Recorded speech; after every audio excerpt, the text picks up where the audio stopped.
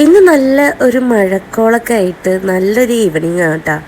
അപ്പം ഞാനെന്തായാലും അമ്മയുടെ കൃഷികളുടെ ഇടയിൽ കൂടെ കുറച്ചൊന്ന് നടക്കാനിറങ്ങി.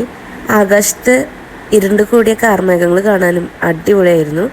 അതിൻ്റെ ഇടയിലൊന്ന് നടന്ന് ഒന്ന് കാറ്റൊക്കെ കൊണ്ട് വന്നപ്പോഴേക്കും അമ്മ നമുക്ക് എൻ്റെ ലാസ്റ്റ് ടൈം പ്രഗ്നൻസി ക്രേവിങ്സ് തീർക്കാൻ വേണ്ടിയിട്ട് കുറച്ച് മത്തിയൊക്കെ മേടിച്ചിട്ടുണ്ടായിരുന്നു.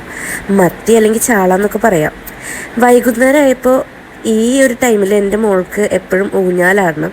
അങ്ങനെ ഞാൻ ഉണ്ണീനെ ഊഞ്ഞാലൊക്കെ ആട്ടിക്കൊടുത്ത് അടിച്ചു വാരി തുടച്ച് അവളൊന്ന് കുളിപ്പിച്ച് ഡ്രസ്സൊക്കെ ഒന്ന് മാറ്റി കൊടുത്തു.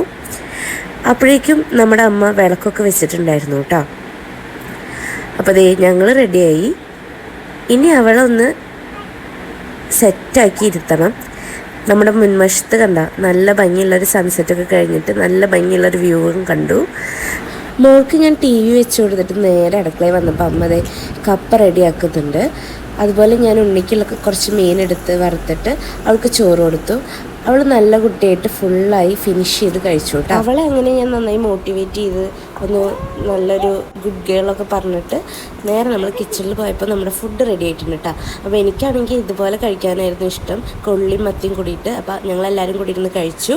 ഇഷ്ടമായി ലൈക്ക് ചെയ്യുക, ഷെയർ, സബ്സ്ക്രൈബ് ചെയ്യുക. Thank you for watching.